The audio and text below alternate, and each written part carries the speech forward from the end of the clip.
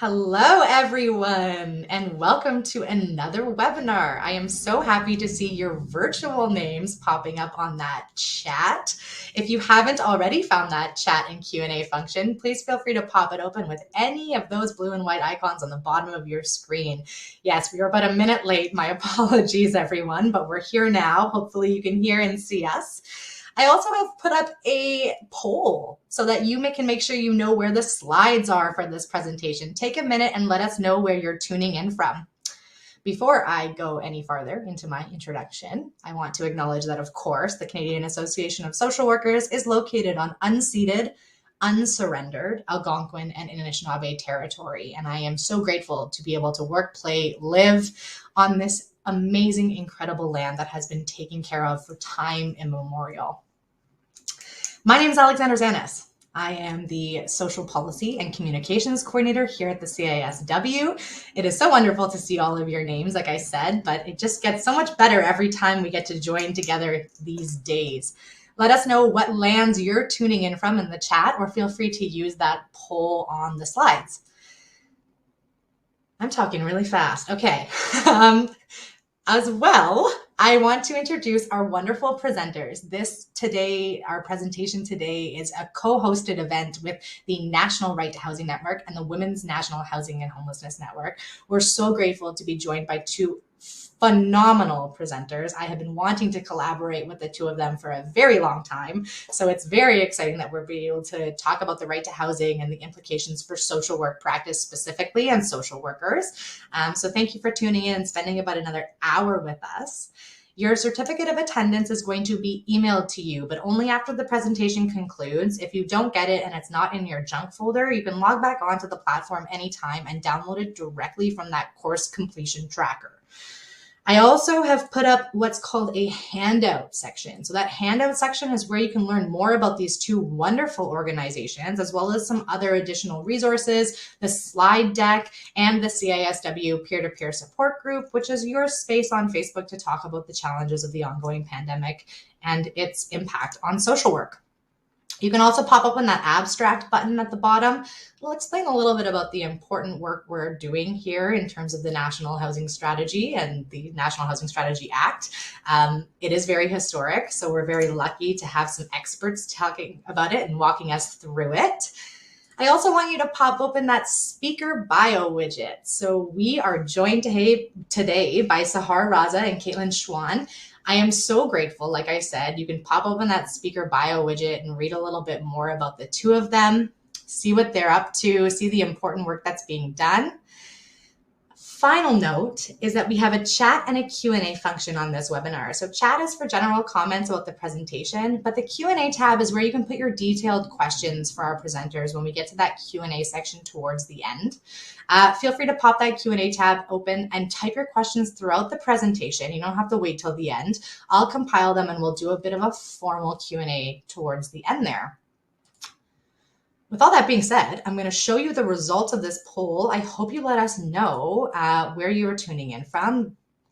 Looks like we have a lot of folks from the prairies, Ontario, Quebec, Atlantic Canada, the North. Okay, with all that being said, I can't wait to pass it over. Caitlin and Sahar, thank you so much for being here. Take it away. All right, thank you, Alex, and thank you everyone so much for joining us today. Just quickly to introduce myself, I'm Sahar. I have the pleasure of working as project manager of the National Right to Housing Network, and I use pronouns she, her. So just for some quick context, the National Right to Housing Network is a group of over 350 housing and human rights organizations, advocates, experts, and persons with lived experience from across the country who are essentially dedicated to seeing the right to housing become a reality in Canada. And so we do this in two ways, one by holding the government accountable to its human rights obligations, and two, by building a grassroots community and culture that really supports the right to housing, because ultimately the right only becomes real if people understand what it means and how we can claim it and hold our governments accountable. So that's why webinars like this are so important, and it really is such an honor to be here with you to discuss how the right to housing can fit into your social work practice. Although I have a confession, which is that I'm not a social worker. However, I am a huge fan of social workers. You are the folks out there embodying the social justice values that we all like to advocate for, and you're doing the work to make the world and society a more humane place. So I really am honored to be here with you. But I also have my co-presenter, Caitlin, here, who is a PhD in social work. So she is the real deal. So Caitlin, would you like to introduce yourself? I will introduce myself, but you are also the real deal, Sahar. So, but thank you. That's very kind. Hi, everyone. My name is Caitlin Schwan. My pronouns are she, her. Super thrilled to be here. We are at a very exciting and interesting moment around the right to housing in Canada. So you are learning about this at the perfect time. I am the National Director of the Women's National Housing and Homelessness Network. And what we're up to is we're a sister network of Sahar's network, and we're working on advancing housing equity for women and gender diverse folks across the country. So major focus on research, major focus on elevating the voices of women and gender diverse folks who are living in situations of homelessness. And the right to housing is really central to our work. So very thrilled to be here. We wanted to start by acknowledging that, this work that we're doing, you really can't have a conversation about housing and human rights without acknowledging how deeply colonial our housing system is, and the fact that housing across the country is situated on stolen Indigenous land. So I would just invite all of us to reflect on that and kind of center our conversation on that reality. Certainly in our work at the network, and I know at Sahar's network as well, a big priority for us is making sure that we are centering the calls to action from the Truth and Reconciliation Commission, as well as the calls to justice from the Inquiry into Missing and Murdered Indigenous Women and Girls. So just think about that in your specific context. I know we have folks from all across this land. I myself am calling in from the traditional territories of the Huron-Wendat, the Anishinaabeg, and the Mississauga of the Credit First Nation. And tremendous gratitude for being a guest on this land and being able to be here with you folks today. So to get started, we actually wanted to do a little poll with you to get a sense of what do folks know actually about the right to housing. So some kinds of rights are much more familiar to us, the right to life, the right to water maybe. We're really curious amongst the audience here today, how familiar are you? And I see some answers are coming in, which is great. Let me see here. Okay. I'm seeing somewhat kind of a range, 0% at a lot, which is very fair. It's a very complicated, well, in many ways, it's part of a much larger conversation about human rights that intersect with a range of rights in complex ways, but we're going to try to make it very accessible today. So we're looking at, on average, folks are saying kind of somewhat. Yep, that's great. Not very much, nothing at all. Okay, great. Second question for you here is, do you see yourself as doing human rights work in your practice? So, and whether that's community-based practice, whether you are doing counseling, individual work, whether you're doing activism, policy work, wherever you are working, do you see it through a human rights lens? Do you see yourself as trying to advance human rights, or do you think about the human rights of the folks that you work in solidarity with or alongside? And oh, this is exciting. I'm seeing the poll numbers coming in here. And yeah, great. So a vast majority of folks see their work as human rights work. This is fantastic and really interesting. Honestly, I would not have predicted this. This is something I think about a lot in the social work context. So it is wonderful that you folks are thinking about it this way. Fantastic. So with that, maybe I'll turn it to you, Sahar, and you can give us a sense of where we're headed today. Yeah, thanks, Caitlin. So yeah, for our agenda today, we plan to first kind of essentially give you a right to housing 101. So we'll start with what the right to adequate housing means, where it comes from in international law, which is quite significant because our local or domestic accountability mechanisms are all based on international law. So then we'll get into how we can claim the right to adequate housing within Canada itself and what these new human rights mechanisms are under the National Housing Strategy Act, which is a new legislation as of 2019. Then we'll get into some practical elements. So what do the systemic violations of the right to adequate housing look like? What are some examples, both in terms of lived experience and in terms of policy? And then finally, we'll dig into how this can specifically apply to your social work practice. And so, based on the poll results, it seems like folks are feeling lukewarm about their knowledge of right to housing. So we hope that we'll make you all confident right to housing advocates after today. And it's great that you already see yourself in the human rights work. So thanks for joining us. And with that, let's get into it. All right. Oh. There we go. So I'd like to start off by talking about where the right to housing comes from. And if I leave you folks with one important point today, it's that the right to housing is not just a rallying cry or an abstract idea. It's actually a concrete legal framework with really clear standards that have been outlined by various international human rights authorities for decades.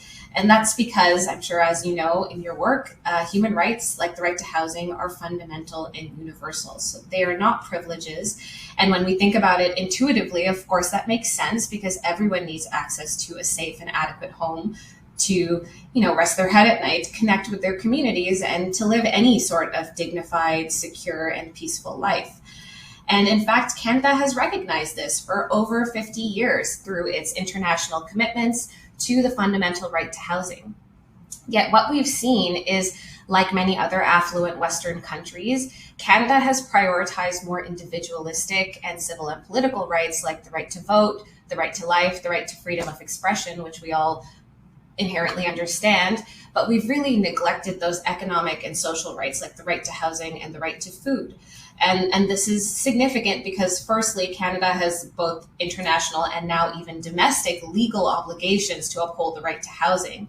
But more than that, when we think about our relationship or our social contract with the state of Canada, we need to remember that we have only agreed to give up some of our freedoms to state authority in return for the protection of our basic human rights. And so that's what these human rights laws are really reflecting.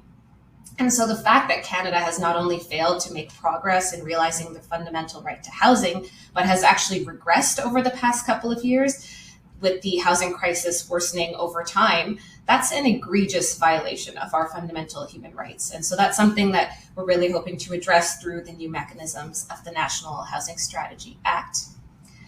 But I will say here that, Canada's failure to progressively realize the right to housing, that's not for a lack of guidance, because as I've mentioned, international authorities have been exploring how to practically implement the right to housing for decades. So they've already told us, first of all, that adequate housing is not just about shelter or a roof over your head, but that it actually means you should be protected from things like evictions, and your home should be affordable and accessible. It should be habitable. It should be safe and have essential infrastructure like clean and safe drinking water. And I would argue access to internet in this day and age. It must offer access to necessary services and facilities like employment, education, and healthcare. And it must be culturally adequate because, of course, there's no one-size-fits-all form of housing that will work for everyone, and especially in a multicultural society like Canada. But even beyond these 7 essential features of adequate housing, human rights authorities have also told us that Canada should always be making forward progress towards realizing the right to housing. And it should do that by putting all of its available resources towards that right. So that means not just financial investments, but also legislation to, for example, protect tenants from evictions, rent and vacancy controls, tax measures and regulations to kind of limit the power of corporate and private property owners in the housing market, and so on. So it's not just about the amount of money that Canada is throwing at housing, but also about ensuring that those investments are really deliberate and targeted towards folks who are most marginalized and who are in deepest housing need. But again, I'm sure you all already see this in your work, that Canada has failed to honor these obligations. And so we're actually seeing across the country that we are losing social and affordable housing stock to private actors at a faster rate than it can possibly be built. And in fact, we're even seeing Canada give money to private housing developers who are not prioritizing the creation of deeply affordable, accessible, or adequate housing to meet the needs of their communities. So for example, private developers may get money, which then they use to produce one-bedroom condos, which are profitable, but the community maybe needs, housing for their single family of multiple children and so on. And so one bedroom just doesn't cut it in that sense. But we don't have adequate criteria right now in place to ensure that the right kind of housing is being produced. So this leads us to ask, why? Why is the right to housing so unattainable for people experiencing homelessness and housing need, and why is the government not taking action? And the fact is that it's because international human rights, like the right to housing, have been difficult to enforce until now. And anytime it's come up in court cases, any sort of complaint about Canada's homelessness crisis, they have been thrown out because homelessness is, quote unquote, too complex an issue.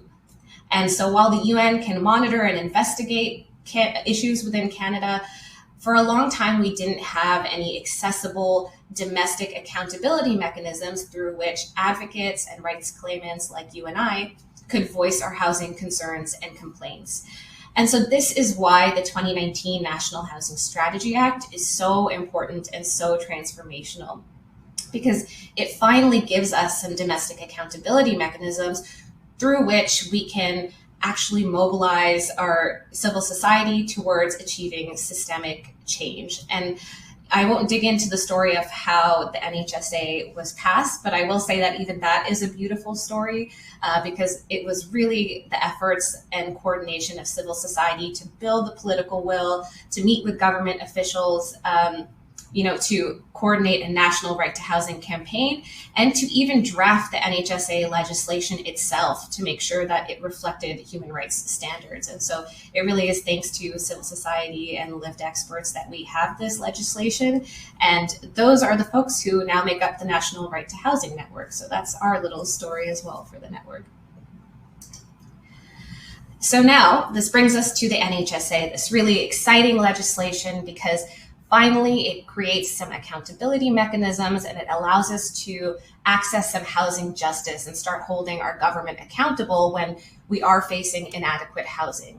And so it does that in multiple ways. So we have these three new mechanisms now: the National Housing Council, the Federal Housing Advocate, and the review panels.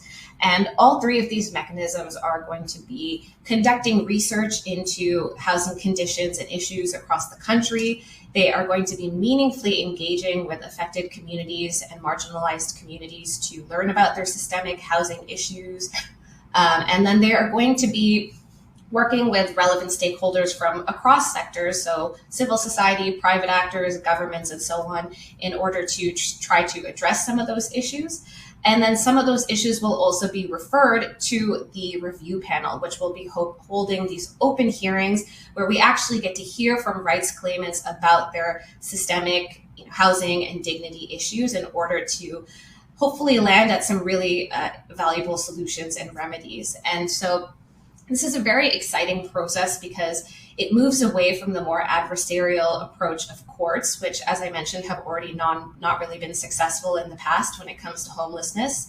And it also moves us away from the landlord-tenant board situation, where we know that when tenants come forward with issues, often they're putting their housing at risk, and more often than not, the solutions end up in favor of the landlord rather than the tenant. And so this is a powerful mechanism because through the review panels, people can come together around a systemic barrier that they are all facing across the country and then achieve systemic change that will benefit everybody. And so we really have high hopes for these mechanisms. However, I will say that they hinge on the Minister of Housing, Diversity, and Inclusion, because all three of these mechanisms will be passing recommendations and findings to the minister. And so that minister which is Minister Hussein, I'm going to give you his name so that you can advocate to him, but he will really need to exercise national leadership, to get other departments on board, to get other jurisdictions on board, because this really is a whole of government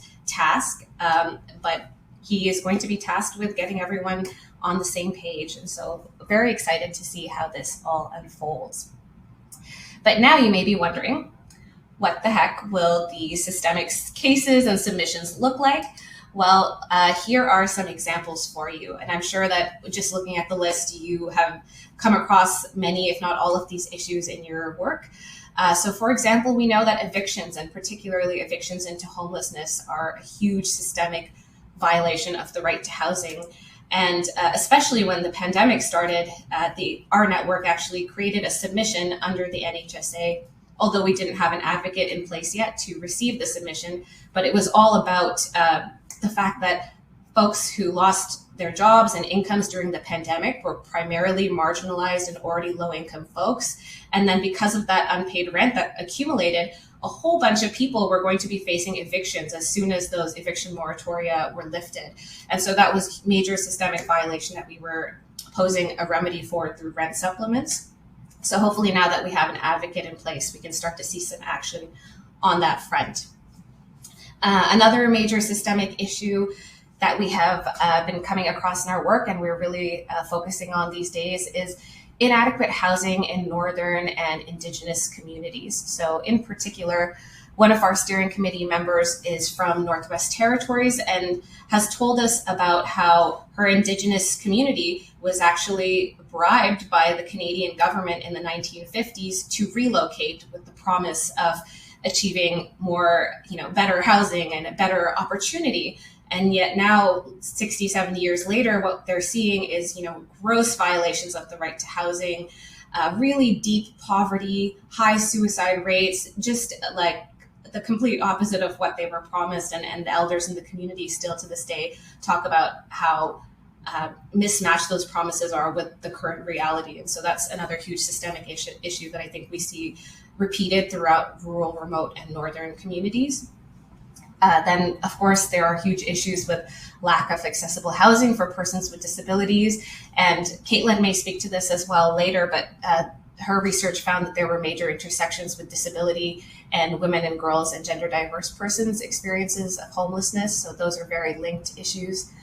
Then we know that there's a lack of social housing. Canada, for the past couple of decades, has really divested from social housing, such that now our stock is about 4% social housing compared to the total housing stock, whereas other countries like the United Kingdom is at 17%, the Netherlands is at 34%, so we are really far behind comparable countries.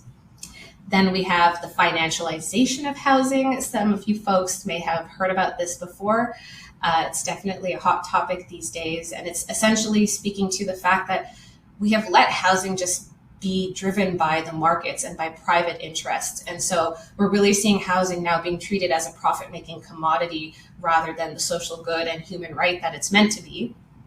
And that's reflected in what we're seeing with these astronomical housing prices, especially in the past 2 years. So that's something I'll address shortly. And finally, we have major rights-based gaps in Canada's own housing policies and programs, which are captured in the 2017 National Housing Strategy. And so I'm going to spend my last few minutes before I pass it on to Caitlin really digging into this National Housing Strategy to kind of look into the gaps and opportunities when we look through a human rights-based approach. Because I think the strategy in itself is somewhat tied to all of these other systemic issues. So if we can make the strategy more effective, then we can have a stronger social safety net so that all of these different groups can access adequate housing without fear of ending up on the street if they lose a job or have an unexpected expense and so on. So let's get into some policy analysis here. So just quickly, I wanted to draw our attention to the capital initiatives in Canada's National Housing Strategy. So these are the initiatives where the government is giving money to developers to produce supply. And these are the most expensive programs in the entire strategy. However, they do not target low-income households whatsoever. So they have very lenient affordability guidelines that you'll see on the screen here. And they're based on total family income. So for individuals who are low income, they are their needs are definitely not met with these criteria. And on top of that, these are very short-term affordability guidelines. So even these not so affordable units only have to be priced at this price point for 10 to 20 years, and then they're going to be driven by market forces yet again. And so in this way, we're actually seeing Canada's housing strategy drive forward the housing crisis rather than addressing the housing crisis.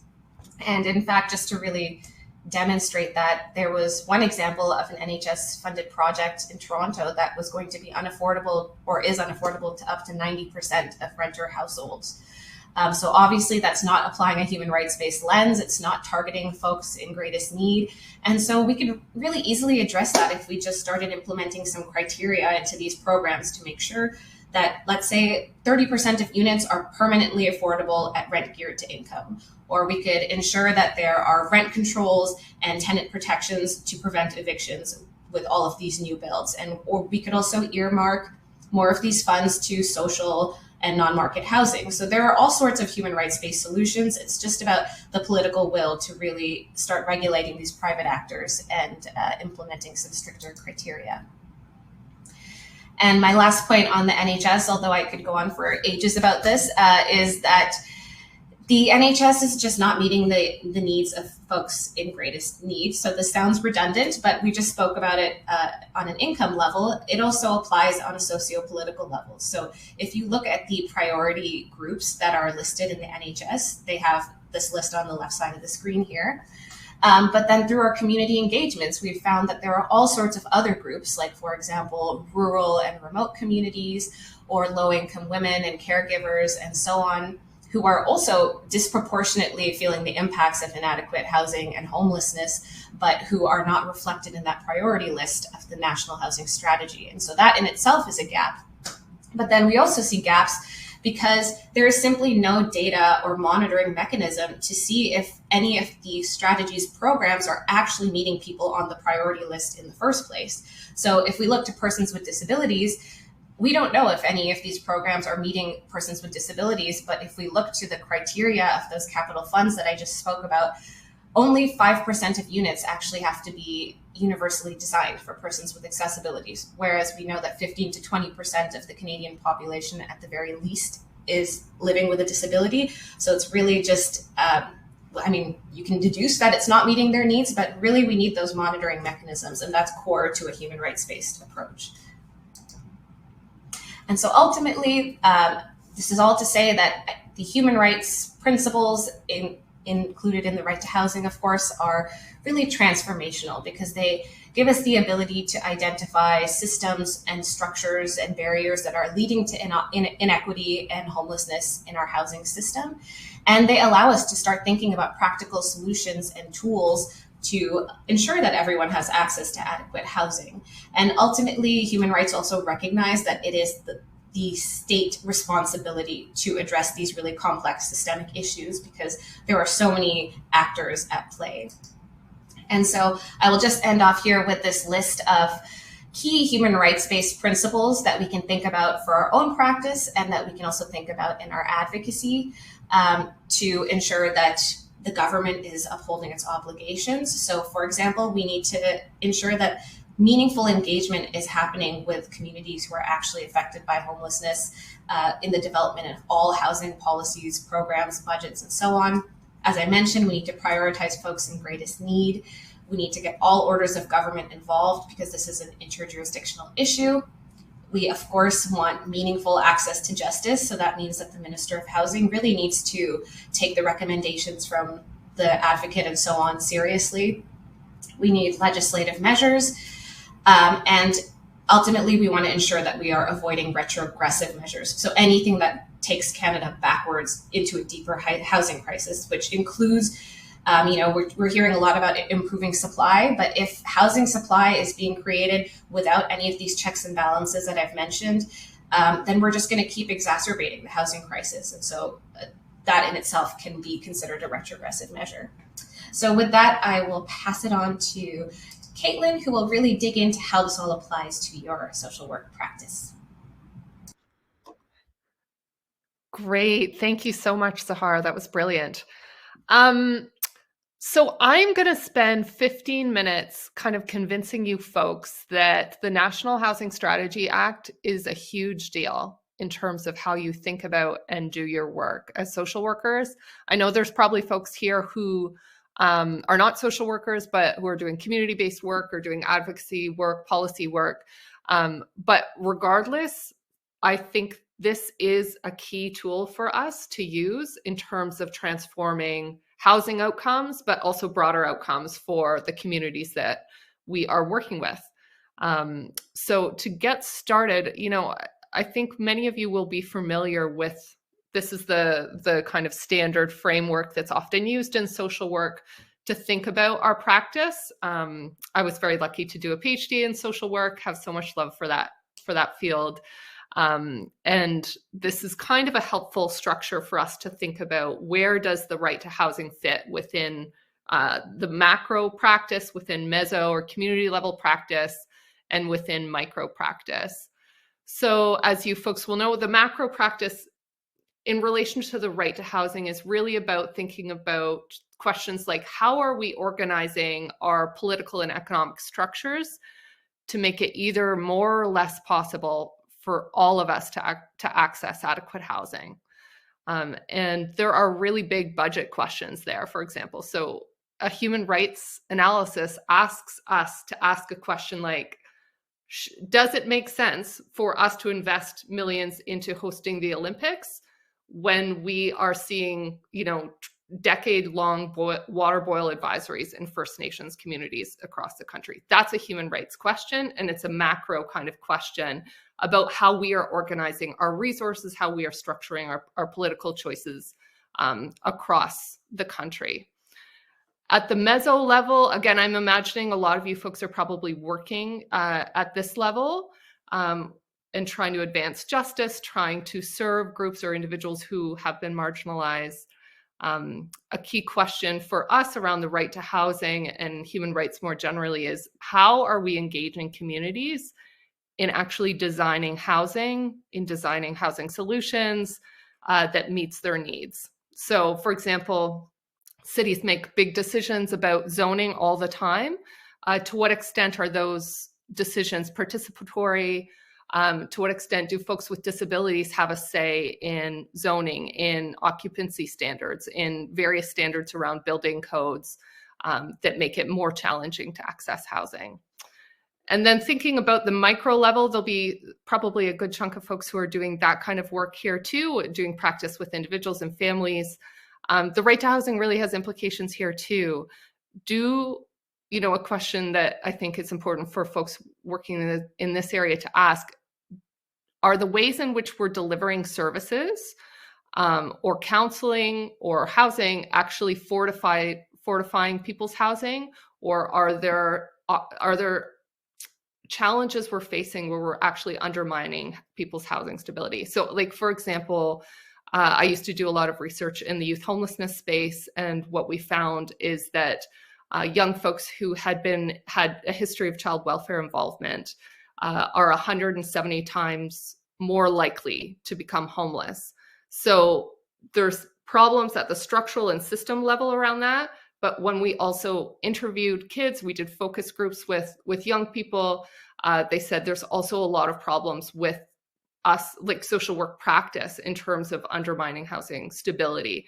And so that's a human rights issue. So it was super exciting to see all of you thinking about human rights as part of your work, because I don't actually know that that's that common. And it does cut across all three levels of work. So what I want to do is give you an example of a macro human rights violation with respect to the right to housing, look at some right to housing violations at the micro level, and then give you kind of like a case study or example of what it looks like to mobilize the right to housing in communities with folks who are experiencing human rights violations. Because I think this will be cool in terms of thinking about what are the horizons for your work. So to get started, here is, whoops. Hold on a second. Yeah, there we go. Awesome. So Sahar gave you a sense of some of the quite significant critiques of the national housing strategy. So the national housing strategy was like a huge deal in Canada, that we adopted this, that we're going to commit to reducing and then ending chronic homelessness. We're going to reduce core housing need. This was like by 500,000 people. This was a huge deal that we adopted this. But what we're seeing is that it's not actually landing in the lives of folks who are experiencing the most marginalization. So at the Women's Network, one of the things we did is we did a really large survey with 500 women and gender diverse folks. And we asked them, okay, can you tell us about how much income you have and what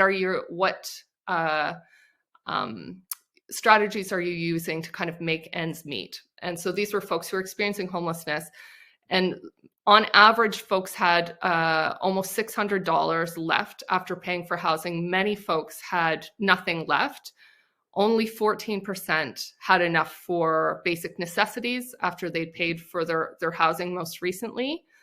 And what we saw is that for many folks who ended up on the streets, there was an accumulation of debt more and more each month. So folks were often using 3 or more strategies to just kind of survive. So on social assistance, working part-time, also engaged in sex work or other kinds of work under the table, or doing other kinds of domestic labor in addition to try to make ends meet. And we're accumulating debt month by month. And many of them ended up on the street and completing the survey. And when we think about this population and what they're experiencing, and we look at, okay, what are we actually investing in at a federal level? We look at the rental construction financing initiative, and Sahar went over this really beautifully. We are not producing affordable units for this population. All these women and gender diverse folks that I just described that are experiencing homelessness, none of them would ever be able to get a unit through this program. It's simply much too expensive because it's tied to household median income. And why is this? This is a serious human rights violation for a number of reasons. The point is that, we think about this. This is absolutely a policy failure, but it's also very much a human rights failure. And we now have this legislation that helps us articulate that in the Canadian context. And so what we're seeing with the rental construction financing initiative, the biggest program in Canada that we are dedicating funds to affordable housing, it is not serving those most in need. It is not getting us to produce housing that is going to meet different household types. So single moms with multiple children, it's really just not very profitable for developers to develop housing for them. It's much more profitable to do the 1-bedroom unit, as Zahar mentioned. And so there isn't an explicit discriminatory intention with how this program is structured, but it has the effect of having a discriminatory result for single moms with multiple children and for other groups. And perhaps most importantly, it doesn't get at the imperative to end homelessness immediately in Canada. We've seen a federal commitment to end chronic homelessness. This is not helping us get there. So this is an example of one of those kind of macro policy failures that we're seeing in Canada right now, and a macro violation of the right to housing. And I want to talk about what violations of the right to housing kind of at the micro level look like. And I have three real examples up here on the slide that you see that are very, very vivid. If you work in the area of housing and homelessness, you likely see some pretty horrendous stuff happening and tremendous violence in various ways. I'll pull out one of these. I was speaking with a colleague who works at a shelter in Victoria, BC, and it's a co-ed shelter. Mats on the floor, similar to the photo you see here. This is not that shelter. And so what was happening for women who were using the shelter is they were experiencing sexual violence and sexual harassment from others who are using the space. And they came to the shelter providers and said, hey, like, can we create a gender specific space? Like this is really unsafe for us. And there was a lot of resistance to doing that. And I asked my colleague, okay, like, you know, what would be the big deal about that? Like, what's the resistance there? And what she said was, there was all of the mats on the floor have numbers.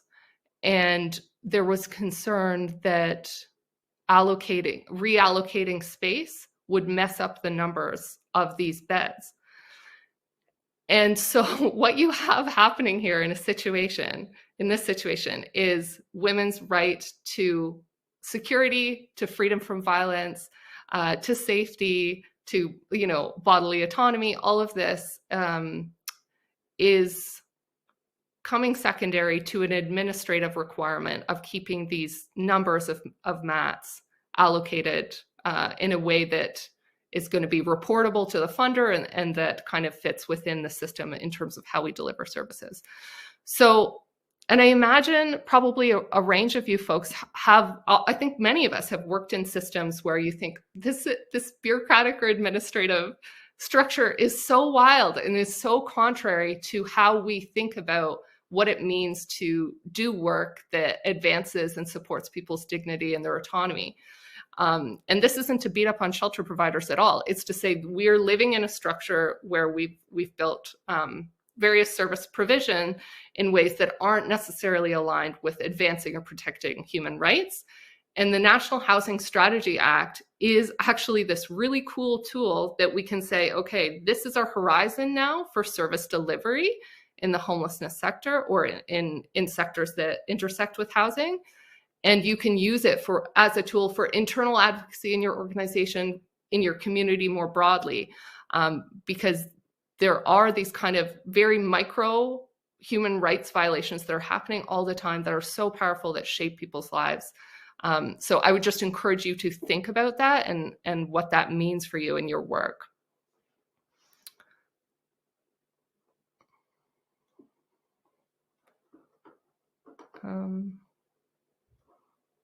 Sorry, I'm having a bit of trouble with my slides here. Whoops.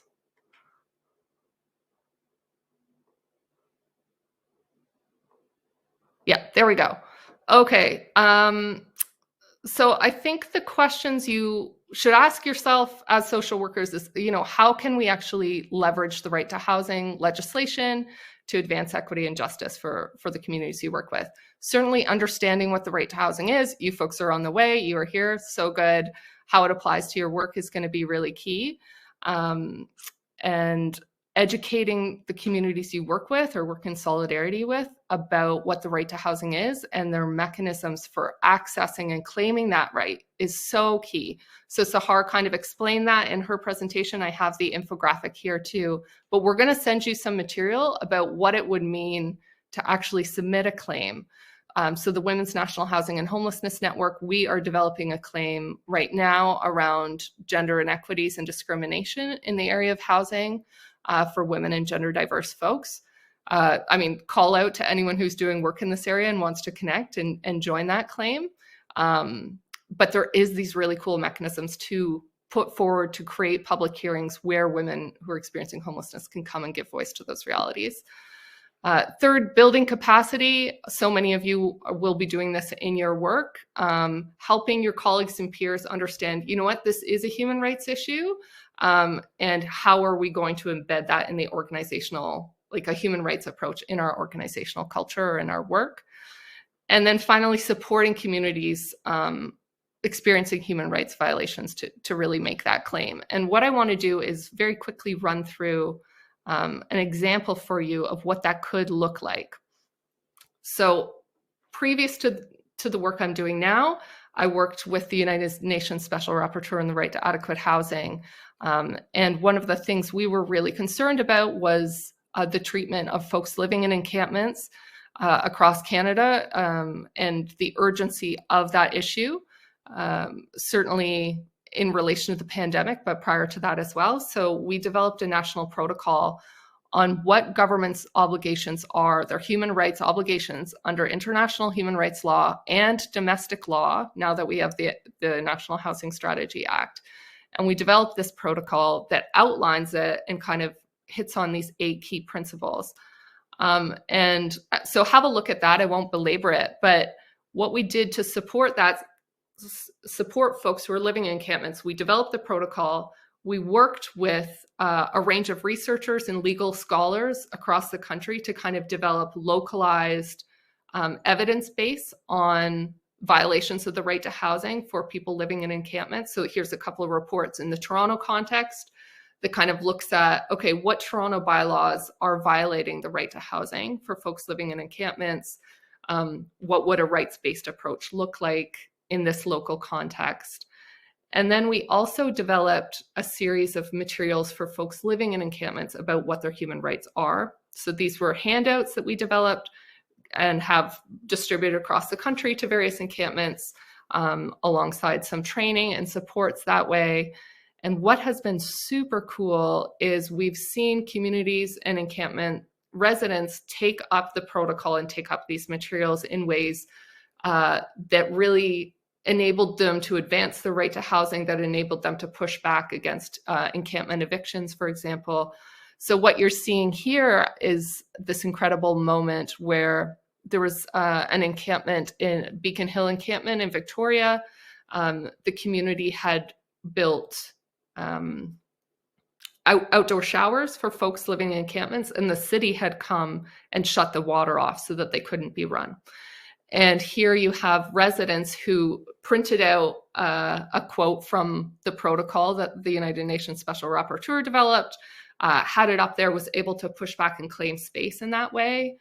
There's another encampment, Strathcona Encampment, that helped us develop a report card where they actually graded the city on their response to encampments based on the protocol. And then that was like a really powerful political tool for them. They got tons of media coverage and really disrupted some of the eviction processes that were in place there. So this is kind of like in a very quick few minutes, an arc of how we've been approaching thinking about trying to build up capacity, understanding what the human rights dimensions of these issues are for a particular population, those living in encampments, doing that capacity building, and then trying to help people mobilizing and claim their human rights. So I want to give us time for chatting here. So I'll just very quickly put these questions up here, perhaps just for you folks to reflect on. I'm wondering if and how it would change your work to think about the people you engage with as rights holders, rather than sometimes folks experiencing homelessness are seen as recipients of charity, for example. It's a totally different frame to be thinking about folks as rights holders. We really need to be asking ourselves in our practice, are the folks we are engaging with who are receiving services, can they meaningfully say no without negative consequences for their housing, for access to services? How are they being integrated into organizational decision making? It's really possible that it's very common, obviously, that there will be kind of consultation processes that are not meaningful, that are not deep. People can't meaningfully say no. They can't meaningfully contribute to how services are provided. And this is like a very central element of the human right to housing. And then at a more macro level, where are the systems and structures that we live in contributing to human rights violations at the micro level? And how is it making it difficult for us to do the kind of work that we want to do to advance social justice in our communities? And thinking about how you can best support communities to claim the right to housing is so key. So I'll just leave you with saying National Housing Strategy Act, it really is pretty badass, and it should be a tool in your belt for advancing justice for the folks you work with. And with that, I'll turn it back to you, Alex. Thank you, Caitlin. And if Sahar wants to bring herself back on, that's wonderful too. Oh, Perfect. So just a couple really brief housekeeping notes before we go into the Q&A. Thank you to both of our wonderful presenters. That was so engaging and insightful. I made so many notes. For folks who maybe logged in a little bit late, you can access the slide deck as well as some additional handouts, resources at the handout widget at the bottom. You can come back on anytime as well. This presentation is going to convert to on demand an hour after we finish here. So you don't need to make sure you download all those resources now. You can log back on anytime and access them again. I do want to give a huge shout out to the work that both of these organizations are doing.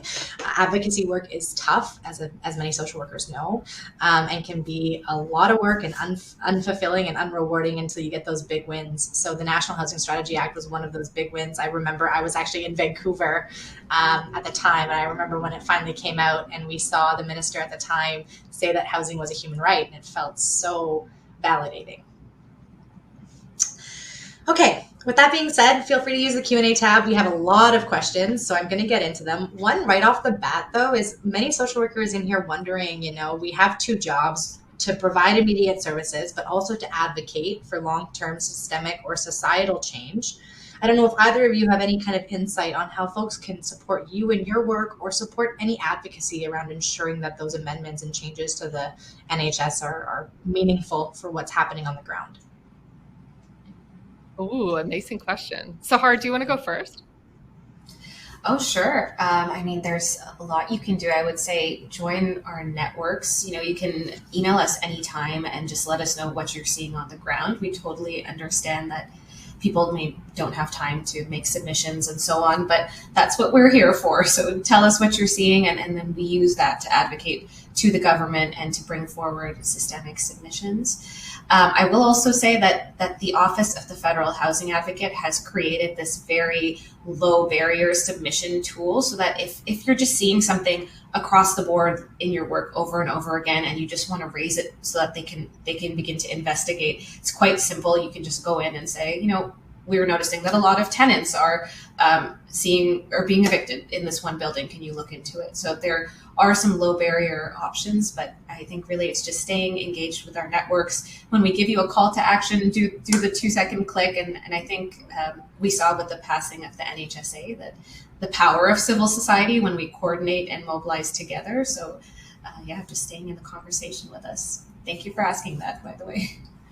Yeah, it's a great one. Yeah, I would say the same. Like, connect with the network. If you are working in the area of women and gender diverse folks, please connect with me. I'd love to see what you're seeing and hear what's happening on the ground. I guess the other thing, and it's perhaps a big ask, is like helping folks you're working with understand what the National Housing Strategy Act is, helping them understand they have the right to housing. Is going to be really key. We're at the beginning of this in Canada, and we're building a movement around it. So our momentum and power coming from a grassroots level and from folks who are having these experiences is going to be critical to doing this big policy work. What often happens, as you will know, in policy advocacy work is sometimes it just gets, it's behind closed doors. It's to folks who are highly professionalized, who have degrees, who speak the bureaucratic language, all that stuff. This is the opposite of what a rights-based approach is. Rights-based totally centers the folks who are living the realities. So you can do a huge job by helping create pathways for people to engage with this new legislation and the mechanisms around it. Yeah, wonderful. Yeah. The kind of secondary piece of that question was, the accountability mechanisms, even within this, do seem to be a bit individually focused. And, as social workers know, as everyone on this call knows, that oftentimes we put a lot of onus on the individual when they are structural or societal problems. So I just wanted to flag that. Thank you both for your responses there. Actually, Alex, can I add something there? Yeah, I would just say if a lot of folks are already doing advocacy or any sort of interaction with the government, I would just say start infusing the language of human rights and the right to housing into everything you do, because I think a lot of it is just getting the government to wake up to the fact that people know what this is and they care. And we're like demanding our basic human rights. I think until now we've kind of just let the markets do their thing, and the government. One of the questions I saw is about why the National Housing Strategy is not addressing people in greatest need or meeting. I think it's just because of a lack of political will, right? So we need to build that political will. Yeah. And it's not profitable. It's not profitable, yes. No. Yes. Yeah. So, I mean, the human right to housing centers housing as a social good and a right rather than a commodity. And so I totally agree, Sahar. Just getting the language, like even on even saying in a tweet to like in response to whatever government announces it's building these new units. How does this align with the right to housing? How does this align with the National Housing Strategy Act? That like just that simple question and continuing to push government on being accountable to that is going to be important. Absolutely. Yeah, absolutely. That's such a good point. And like you said, you know, it is fairly new, which is not a scary place for social workers. We dive into areas that we don't know. And so this is an opportunity really in this country to be able to say, no, this is a right. This is a legislated right. My clients deserve to have the right to housing and access to the right to housing. And I mean, I will be honest, seeing the creation of a dedicated ministerial position for Minister Hassan was exciting. And seeing, you know, the release of the National Housing Advocate was exciting. They're small steps, but it feels promising. Is that true? Absolutely. Yeah. I mean, the fact that there's oversight is, yeah, oh, sorry, go ahead, Kate. We're both excited. No, yes, yeah, I mean, just the fact that there's oversight on a domestic level is incredible, because now we have the government accountable to 3 other bodies that didn't exist before too, right? But go ahead, Caitlin. No, yeah, I would just say it is very exciting, very promising. And we're talking about like a lot of policy and complex legislation and so the challenge will be helping folks understand the power behind this and trying to make it as accessible as possible in terms of kind of actualizing that power. Because what we've seen in recent months is, you know, there's been the government's been pretty quiet in terms of actually mentioning the right to housing in any of their PR work or anything like that. And I don't know if there is maybe some hesitancy around really actualizing this, but we, you know, at the community level need to be organizing and really grabbing a hold of this. Yeah. Yeah, that's wonderful. I just want to read a quick comment because I really feel like we do a lot of these webinars, and this really contextualizes in such a beautiful way how I feel like most social workers and many folks are feeling. And it's from Jade, and it says, I often find that their issue is not of me. I'm the social worker. I'm seeing the human rights issue. However, I'm exhausted, and so are my colleagues, and at a loss of how to work on the issue in a way that'll be meaningful for change. The systems keep us understaffed and overworked, so we can't fight these battles, and we just don't have the capacity. And I just want to say that I hear you. I hear you. Yeah. I don't know if either of you have any comments on that. I mean, just to say that we've been hearing the same thing. We've been holding these regional engagements across Canada for the past year, and every single region has been saying the same thing. So you're not alone. And I think that's where folks like us come in, the weird intermediaries who are somewhere between the community level and the advocacy space. You know, like that's what we're trying to do. We're trying to do the work for you. And we just want to hear from you about what the issues are so we can do it effectively. So. Yeah, exactly. Yeah, I'll just say deeply in solidarity with that experience. This is the structures we're living in, and the intent of kind of our articulation of saying this is an amazing legislation, run with it. We want to absolutely acknowledge at the same time you're already deeply overburdened with a million things to do in the midst of a pandemic. So, like Sahar's suggestion of just joining our networks, trying to do that 2-second kind of click, add your name to a campaign, add your organization to a campaign. That is great. And yeah, we're working alongside you to try to address this at a policy level so that we're not seeing the kind of funding inequities that are resulting in services being enormously overburdened and understaffed and overwhelmed. And thinking of you. That's exactly it. That the policy issues we're trying to address, I mean, if we get solutions to them, hopefully that will also address the burnout that you folks are feeling, because it's bad policy that's leading to this in the first place, right? Yeah. And I would just say, like, please be in touch with us at CSW as well. Like, that's our role as your national association, as your representative, as your body.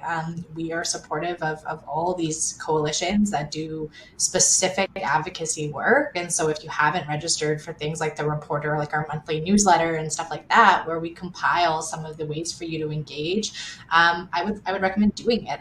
We have a long way to go in the profession in terms of how we address structural inequalities, even within our own structures. But we do want to hear from you, and we want to represent you the best way that we can. So please feel like you can contact us.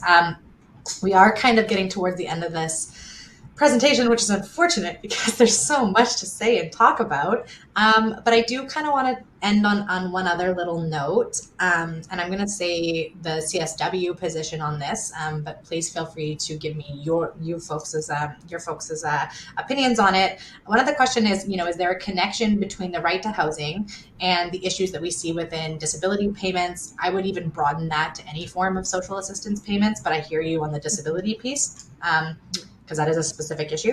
In Toronto, a single person receives $1,000 and $1,040 per month from ODSP, which obviously barely covers for rent, let alone food. I know that there are also clawbacks on ODSP. Before I pass it over to you, CISW advocates for a universal basic income. What I will say about that in terms of the right to housing is that will not address core supply of housing, nor will a universal basic income be able to provide a silver bullet to, it can't happen alone, is what I want to say. So that's one piece I would say we would like to transition from this idea of a social safety net where people can fall through to a stable floor where everyone can stand on. But I will pass it over to both of you folks in terms of the inadequate and piecemeal social safety net and the connection potentially to the right to housing. Caitlin, do you want to go first, or should I? Sure. Yeah. I mean, certainly, like, access to housing depends on one's ability to be able to have their basic needs met. For housing to be affordable, under the CMHC definition, it's 30% of your household income. We know that is, increasingly fewer and fewer households are meeting that criteria. So transformation of social assistance more broadly is critical to obviously achieving housing affordability. The right to housing, I think an important component of what we're also working on and advocating for is trying to stop this positioning of housing as an investment mechanism that is really driving up profits. So we continue at a policy level to give developers a free pass on creating units that are luxury units that are not addressing core housing need. And in the absence of regulating those actors, even if we increase social assistance rates, we're continuing to see the housing market go up, and we're to some extent lining the pockets of developers. So we need transformation of social assistance in addition to the regulation of developers, of real estate investment trusts in the housing markets, combined with, so we're talking about kind of big system transformation, but love this question. They're totally intertwined and inseparable. So Har, I don't know if you have similar thoughts.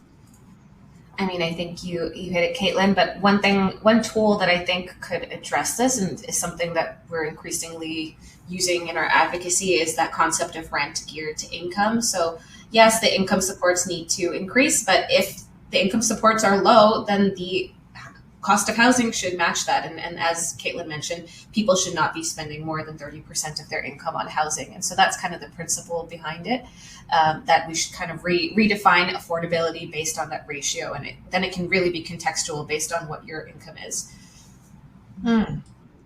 That's a wonderful point. Yeah.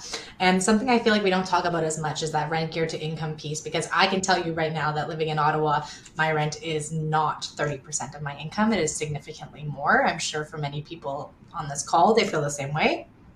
So that's a really great piece. Unfortunately, we have to wrap up.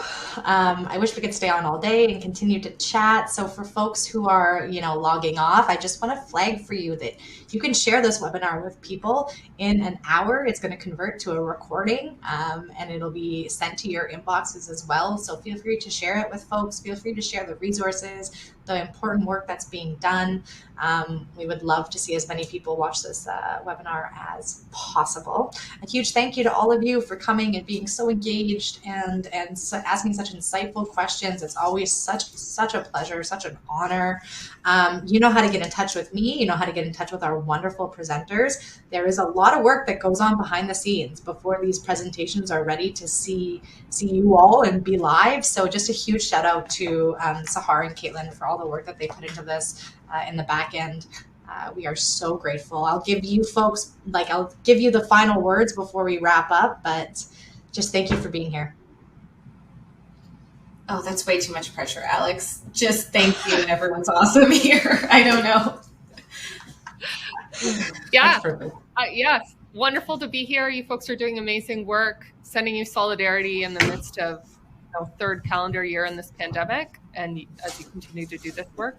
Our hope is that the National Housing Strategy Act and the Right to Housing is going to help create better working conditions for you, in addition to better housing outcomes for the folks that you folks work with. So working alongside you to make that a reality. Awesome. Okay, on that note, I'm going to wrap it up. You will get a survey. Please feel free to fill that out. I read all of your comments, so I would love to hear how we can better improve over at CISW or your thoughts on the presentation. I will see you very soon for our next webinar offerings. Go to the CISW Facebook page, Twitter page, or our website to see what else we are offering this month and next. Thank you again to everyone, and we will see you later.